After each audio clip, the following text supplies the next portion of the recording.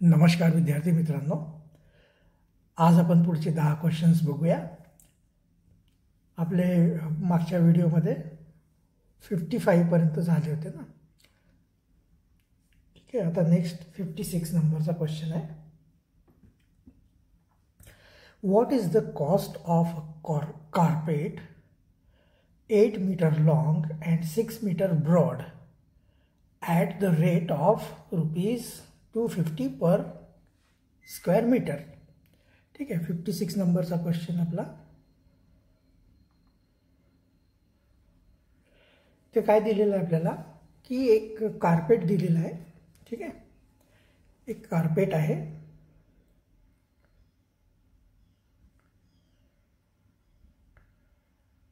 त्याची जी लेंथ आहे ती आहे 8 मीटर। ठीक आहे, आणि ब्रेथ जे आहे विड्थ ते आहे 6 मीटर।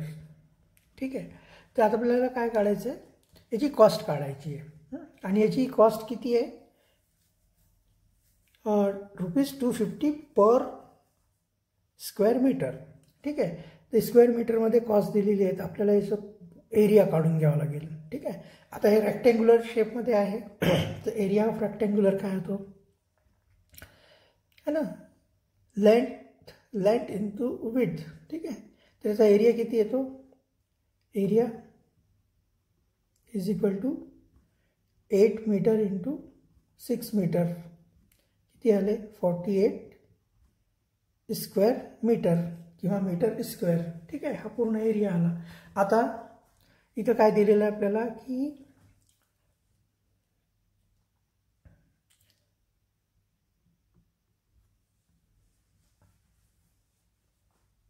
आपल्याला कॉस्ट काढायची याची। हां, तर आता एक स्क्वेअर मीटरला किती रुपये खर्च करावे लागते है ना। 1 स्क्वेअर मीटर जो कार्पेट आहे तो कितीला येतो, 250 रुपयाला येतो है ना। मग आपल्याला टोटल किती आहे, आपला कार्पेटचा एरिया 48 मीटर स्क्वेअर आहे। तर 48 मीटर स्क्वेअर जो कार्पेट आहे तो कितीला येणार, तर 250 इंटू 48। ठीक आहे ना। आता तुम्हाला मी हे सांगितलं होतं बघा, इथं मीटर स्क्वेअर आहे आणि डिवायडेड बाय हे पण मीटर स्क्वेअर आहे। ठीक आहे, तर हे दोन्ही मीटर स्क्वेअर कॅन्सल होणार। ठीक आहे, आणि हे आहे रुपी। ठीक आहे ना, तर मग आन्सर काय येणार, रुपीमध्ये येणार। ठीक आहे, तर इथं किती येते बघा, जर तुम्ही 48 इंटू 250 करूया आपण, हां, कारण आपल्याला 25चा टेबल रीड करायला सोपं जाईल। तर इथं एक 0 आपण माइंडमध्ये राहू देऊ। 25 8 जा 200। ठीक आहे, 20 कॅरी ओव्हर झाले, 25 4 जा 100 प्लस 20 120 होणार। ठीक आहे, 120 आणि हा एक 0 म्हणजे किती आले 12,000। ठीक आहे, तर याचा आन्सर किती येतो, याचा आन्सर येतोय 12,000 म्हणजे 3 नंबरचा आन्सर। ठीक आहे, सोपं आहे। आपल्याला रेट जो दिलेला आहे ना तो स्क्वेअर मीटरमध्ये दिला आहे, म्हणजे 250 रुपये पर स्क्वेअर मीटर, म्हणजे 1 स्क्वेअर मीटर जर आपल्याला कार्पेट घ्यायचं असेल तर 250 रुपये खर्च करावं लागते। आणि हा जो कार्पेट दिलेला आहे त्याचा टोटल एरिया 48 स्क्वेअर मीटर आहे। मग 48 स्क्वेअर मीटरसाठी किती पैसे लागणार आहे, त्याचा आन्सर तो 12,000 रुपये। ठीक आहे, चला नेक्स्ट बघूया। Okay, next question. आता इथं मी इथे एवढं ड्रॉ करत नाही बसणार आहे, म्हणून मी डायरेक्ट इथं बुकच ठेवून दिलं आहे बघा। How many cubes are there in the figure. ठीक आहे, इथे एक फिगर दिलेली आहे, याच्यामध्ये टोटल क्यूब्स आपल्याला काउंट करायचे आहे। तर खूप सोपं आहे बघा, हे 1 2 3 4 क्यूब्स हां ना, 5 6 7 आणि 8। तर इथे टोटल किती क्यूब्स आहे 8, तर आन्सर नंबर येतो याचा 4। ठीक आहे, चला नेक्स्ट क्वेश्चन बघूया। नेक्स्ट क्वेश्चन आहे 58 नंबरचा। तिथे पण आपल्याला एक हे दिलेली आहे, फिगर दिलेली आहे।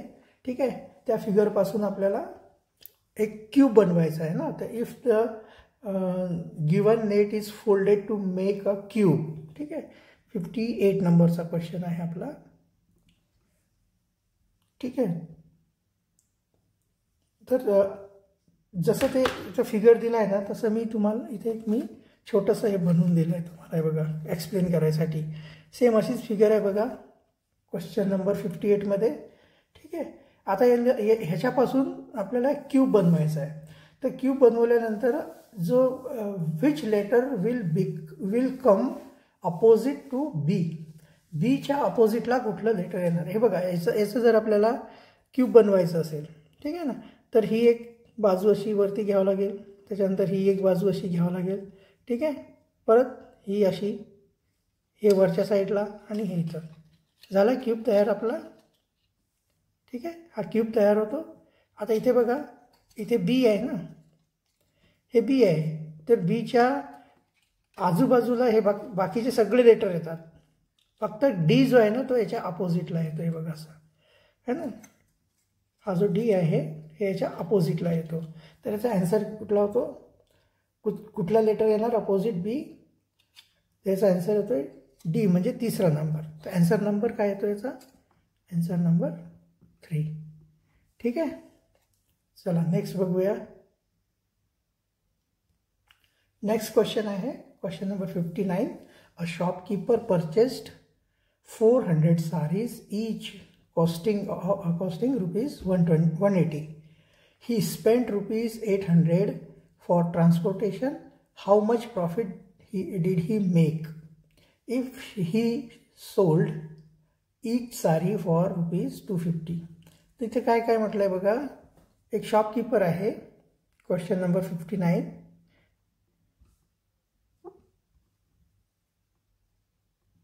एक शॉपकीपर आहे. त्यांनी काय केलं आहे, किती टोटल 400 सारीज घेतले आहे आणि प्रत्येक साडीची किंमत किती आहे 180. ठीक आहे ना. तर 180 × 400 म्हणजे किती झाले ते 72,000. ठीक आहे ना. 18 4 जा 72 आणि 1 2 3 0. ठीक आहे. 72,000 झाले. त्याच्यानंतर ही स्पेंट 800. त्याच्यामध्ये यांनी काय केलं 800 रुपीज अजून काय झाले ट्रान्सपोर्टेशनसाठी लागले. ठीक आहे. ट्रान्सपोर्टसाठी लागले त्याला. म्हणजे टोटल किती खर्च झाले त्याला 72,800 रुपीज पूर्ण त्याचा. ॲक्च्युली हे कॉस्ट प्राईस झाली त्याची. ठीक आहे ना. ही झाली कॉस्ट प्राईस. म्हणजे त्याला 400 साड्या घ्यायला एवढे रुपये खर्च करावं लागले. तर हे कॉस्ट प्राईस झाली. ठीक आहे.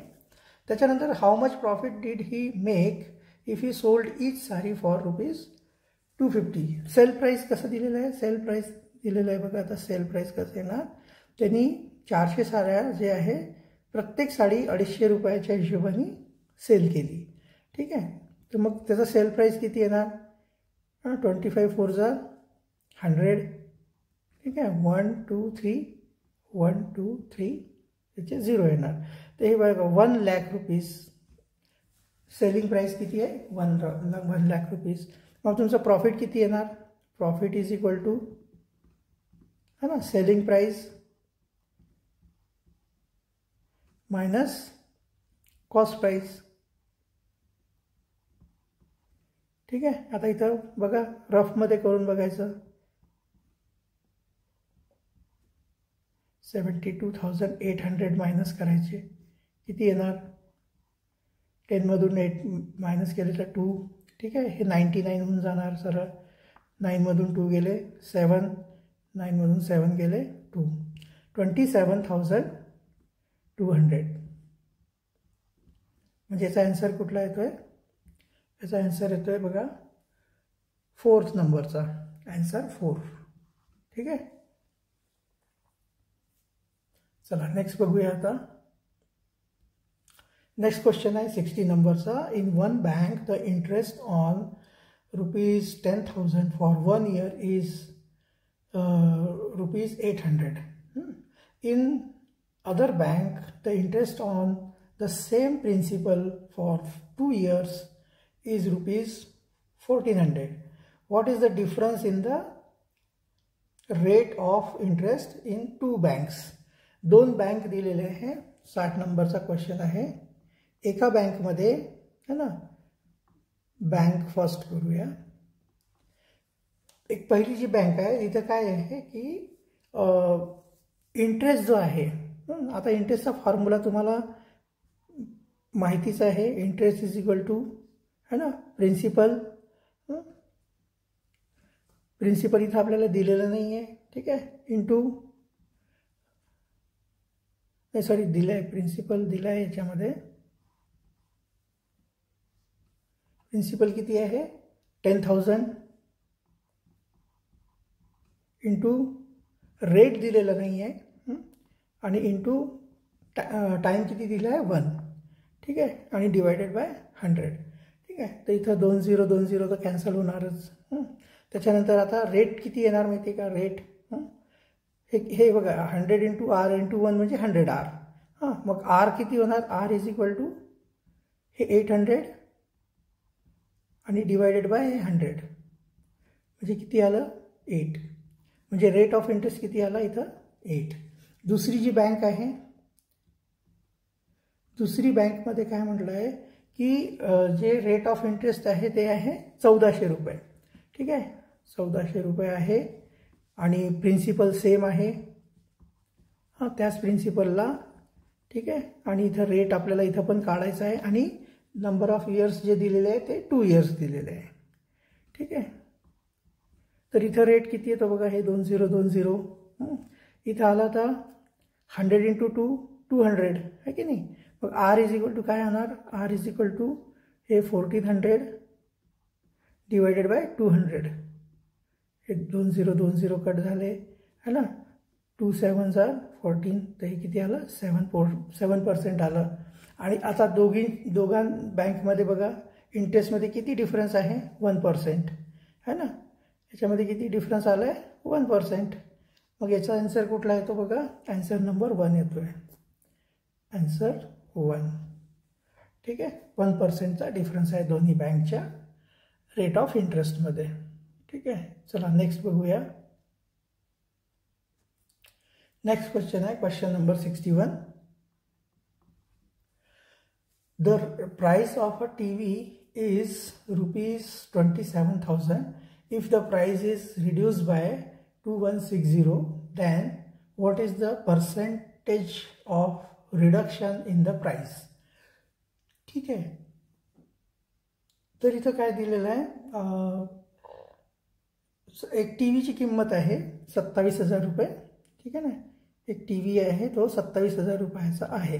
त्याच्यानंतर त्याच्यामध्ये त्या टीव्हीमध्ये जे प्राईस आहे ते 2160 रुपये कमी झाले, 2160 रुपीज कमी झाले, ठीक आहे ना. तर हे जे आहे 2160 हे 27,000चं किती पर्सेंट आहे, किती पर्सेंट कमी झाले. तर याचं कसं आहे माहिती का,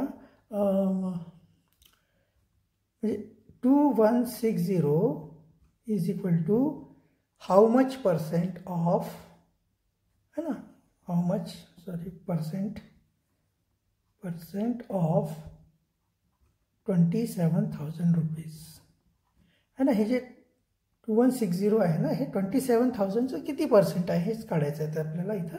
तर इथं काय होऊन जाईल, हे बघा इथं हे जे what percent is equal to काय होतं आहे, म्हणजे पर्सेंटचं म्हणजे तुम्हाला साईन म्हणजे सांगितलं होतं ना बघा, क्वेश्चन अपॉन 100 इंटू 27,000 है ना, 2160, ठीक आहे. इथे हे 2 0 आणि 2 0 इथंच कटून जाणार, ठीक आहे. तर आपलं हे किती येणार, question mark is equal to ही नंबर 2160 आणि डिवायडेड बाय 270, ठीक आहे.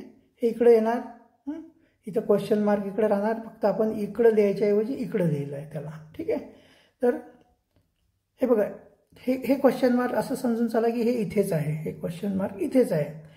आपण ह्या नंबरला इकडे घेऊन जाऊ, हे इथं मल्टिप्लिकेशनमध्ये आहे तर इकडे गेल्यावर डिव्हिजनमध्ये येणार, ठीक आहे. तर question mark is equal to 2160 upon 270 येणार. तर हे आपण इकडं क्वेश्चन मार्क इकडे लिहायच्याऐवजी इकडे लिहिलं, तर बाकी तर हे असंच राहणार आहे, ठीक आहे. आता हे याला सॉल्व करा, ठीक आहे.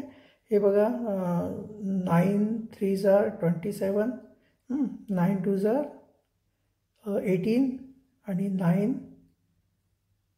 9 2s are 18, 3 आले, 9 4s are 36, 3 8s are 24, 3 हे परत कट होणार 8 टाइम्स. ठीक आहे. तर हे काय झालं 8%. 8%नी रिड्यूस झाला आहे.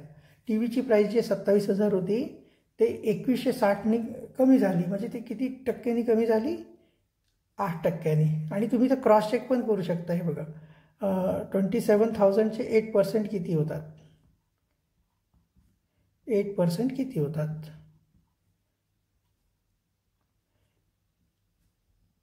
इथं मल्टिप्लाय करून द्या. हे बघा 8 झिरोचा 0 येणार है ना, 8 झिरोचा 0, 8 7 56 येणार, 5 तुमचे कॅरी ओव्हर. 8 2 16 प्लस 5 21, 2160 आले आहे की नाही. तर हे जे 2160 जे आहे 27,000चे 8% आहे. तर याचा आन्सर येतो 8% येतो आहे. ठीक आहे. त्याचा आन्सर कुठला आहे आपला? याचा आन्सर येतो 4th नंबरचा आन्सर येतोय. 4th नंबरचा आन्सर येतो याचा. ठीक आहे. चला नेक्स्ट बघूया आता. नेक्स्ट क्वेश्चन आहे 62 नंबरचा. What is the profit to a shopkeeper if he sells 12 caps for ₹1050 and getting a profit equal to the cost price of 3 caps. ठीक आहे. आता इथं आपल्याला 62 नंबरचा क्वेश्चन आहे. इथं आपल्याला दिलेला आहे सेल प्राइस दिलेला आहे ना. एस पी जो आहे तो दिलेला आहे. S P is equal to किती आहे? 1050. ठीक आहे. पण आता आपल्याला इथं कॉस्ट प्राइस नाही दिलेला आहे. प्रॉफिट काढायचं आहे पण कॉस्ट प्राइस नाही दिलेला आहे. प्रॉफिट इज इक्वल टू काय होते? S P minus C P. ठीक आहे. आता सी पी कसं काढायचं? इथं यांनी काय म्हटलं आहे बघा की आपण काय समजून घेऊ की आपल्याला कॉस्ट प्राइस माहिती नाही आहे कॅपचा. तर cost price of a cap is equal to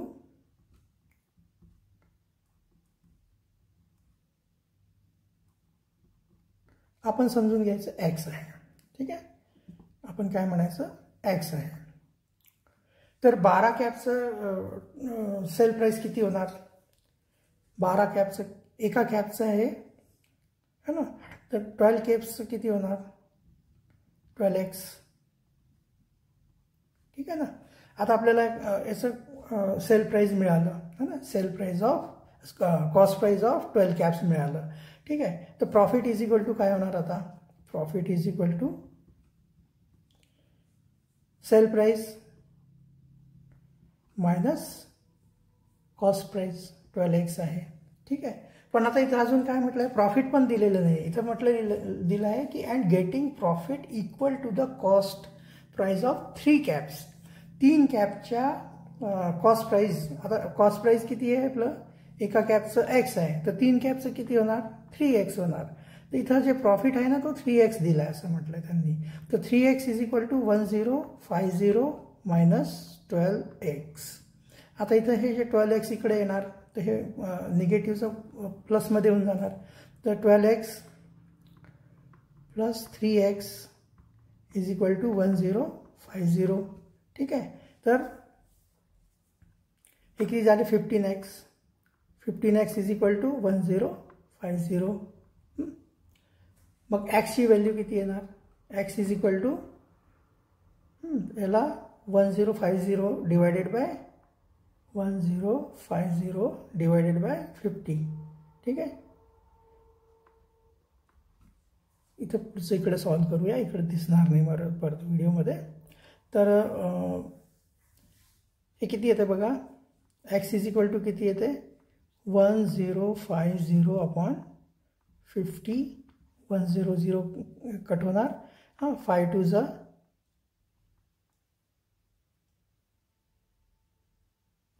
sorry इथं 15 लिहायचं.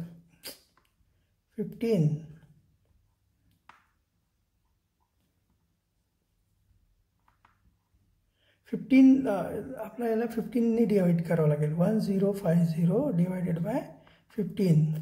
आता 15 7 105 है ना. आणि हे एक 0 70 येते. याचा एक्सची व्हॅल्यू किती येते? 70. मग प्रॉफिट किती झाला? प्रॉफिट इज इक्वल टू, इथं दिलं ना प्रॉफिट 3x है ना, तर 3 इंटू 70 म्हणजे किती झालं? 210.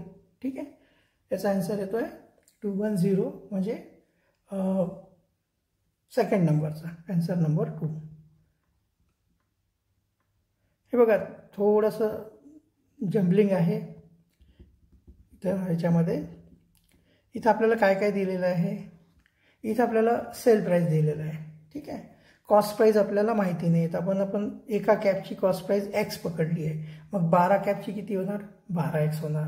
मग प्रॉफिट म्हणजे किती होणार? Profit sale price minus cost price है ना, कॉस्ट प्राईस 12x होणार.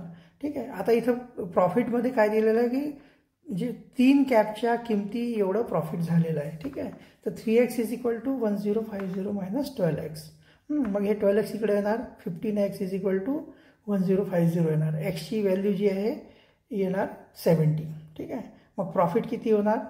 प्रॉफिट जे आहे ना 3x आहे, तर 3 इंटू एका कॅपची किंमत 70 म्हणजे टोटल 210 येणार आहे. त्याचा आन्सर येत आहे सेकंड नंबरचा आन्सर. चला नेक्स्ट बघूया. नेक्स्ट क्वेश्चन आहे 63 नंबरचा. Sampatrao spend 60% of his monthly income of ₹60,000 on daily expenses. त्याच्यानंतर 16% on children's education and 8% on other expenses. What is his monthly savings? एक क्वेश्चन नंबर आहे 63. ठीक आहे, एक संपतराव म्हणून व्यक्ती आहे, त्यांची जी मंथली इन्कम आहे ती आहे ₹60,000 आहे. ठीक आहे, पण आता या 60,000मधून काय होतं आहे की 60,000चे 60% म्हणजे 60/100. ठीक आहे, हे कशामध्ये खर्च होत आहे? डेली एक्सपेन्सेस म्हणजे पूर्ण जे घर खर्च आहे त्याच्यामध्ये. मग हे टोटल खर्च किती होते बघा, 6 6 36 है ना, 1 2 30 36,000 त्यांचा खर्च होतो आहे एक्सपेन्सेसमध्ये. त्याच्यानंतर त्यांचा जो मंथली इन्कम आहे त्याचे किती 16% आहे ना, 20 कट झाले. ठीक आहे, इथे किती आले आता 16 6 96 आणि हे 20.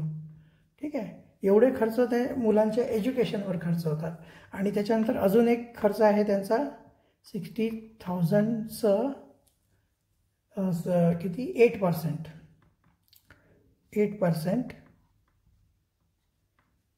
म्हणजे येतात 8 6 48 आणि 120.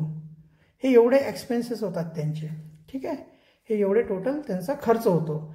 तर याला आपण हे बघा असं टोटल खर्च किती होतो 36,000 9,600 आणि 4,800.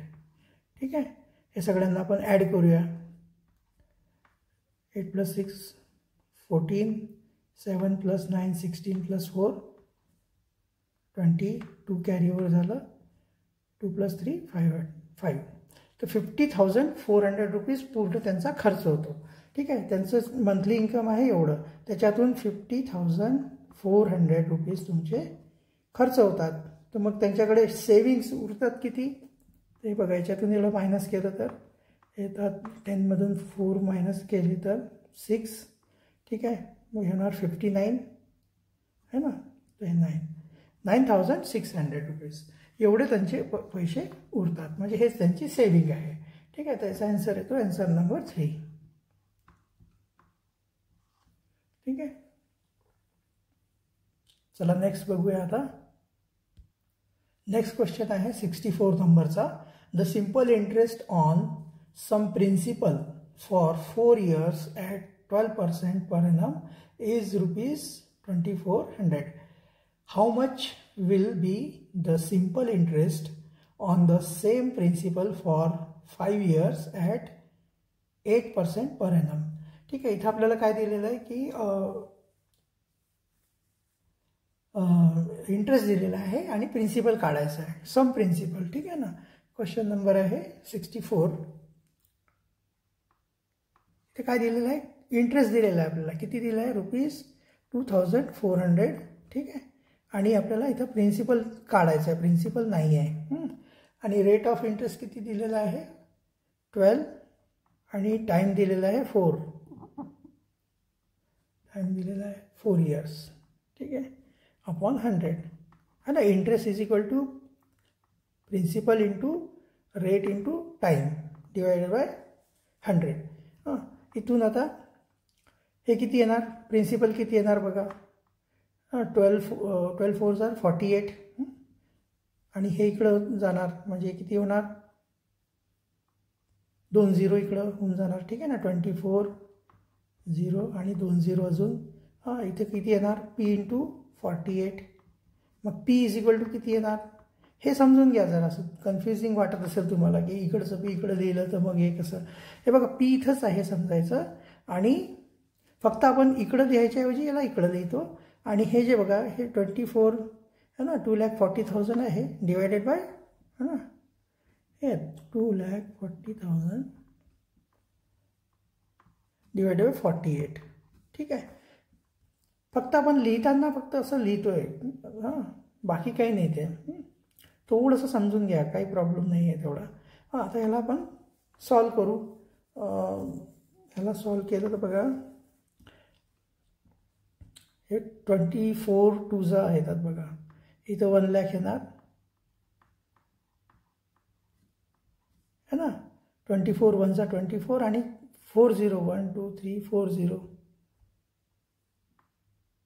हां, आणि इथं 2 येणार. ठीक आहे. परत याला आपण जर 2 डिवाइड केलं तर हे किती येतात 2 5 10 आणि 3 0 म्हणजे 5,000 येणार. ठीक आहे. तर प्रिन्सिपल किती आलं आहे तुमचं 5,000.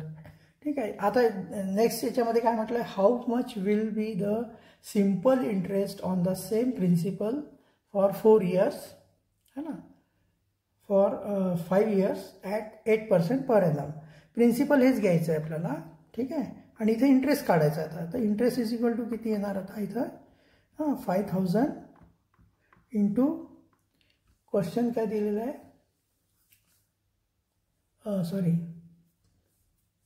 पर्सेंट आहे 8 आणि टोटल टाईम किती आहे 5 years आणि डिवायडेड बाय 100. हे 2 0 कट होणार. 8 5 40 है ना. 50 इंटू 40 हे 50 आहे इंटू 40 म्हणजे हे किती येतात 50 इंटू 40 है ना. 5 4 20 आणि 2 0 1 2 0. तर इंटरेस्ट किती येते 2,000 रुपीज. तर याचा आन्सर किती येतो आहे, याचा आन्सर येतो आहे फर्स्ट आन्सर 1 है ना. इंटरेस्ट आला आहे 2,000 रुपीज. ठीक आहे. चला नेक्स्ट बघूया आता. नेक्स्ट क्वेश्चन आहे 65 नंबरचा. 500 eggs were purchased at ₹400 for 100. ठीक आहे. 20 eggs were broken during transportation. The remaining eggs were sold at ₹60 per dozen. What is the profit earned? तर इथं 65 नंबरचा क्वेश्चन बघा.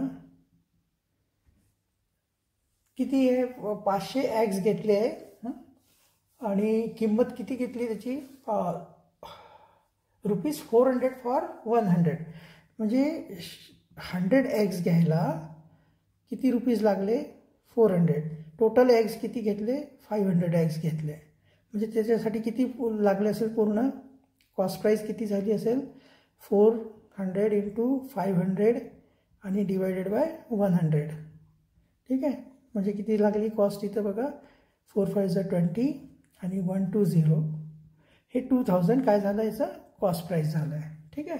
त्याच्यानंतर आता काय झालं सेल प्राईस किती आहे सेल प्राईस आहे त्याचा ₹60 पर डझन. ठीक आहे. पण आता बघा इथं त्यांनी 500 eggs घेतले. त्याच्यातले 500 eggsमधले 20 eggs जे आहे ते काय झाले है ना फुटले. ठीक आहे ना. Broken during transportation. ट्रान्सपोर्ट करताना ते फुटून गेले. तर उरले आता किती बघा विकायसाठी किती उरले असेल 480 eggs उरले है ना.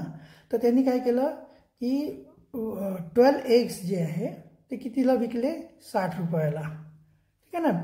₹60 पर डझन विकले, 12 अंडे 60 रुपयाला विकले. मग टोटल अंडे त्याच्याकडे किती होते? 480. तर 480 एग्स विकायला त्याला है ना किती पैसे मिळाले त्याला? तर 480 इंटू 60 आणि डिवायडेड बाय 12. ठीक आहे. तर इथं 12 फायजा करून घेऊ. 12 फायजा 60 है ना. तर 5 झिरोजा 0, 5 एटजा 40, 5 एटजा 40 चे 0 येणार, 4 कॅरी फॉरवर्ड होणार, 5 4 20 प्लस 4 24, 2400. ठीक आहे. आणि हे काय झालं आता? त्याची सेल प्राईस झाली आणि ही आहे त्याची कॉस्ट प्राईस. ठीक आहे ना. तर प्रॉफिट किती आला? Profit is equal to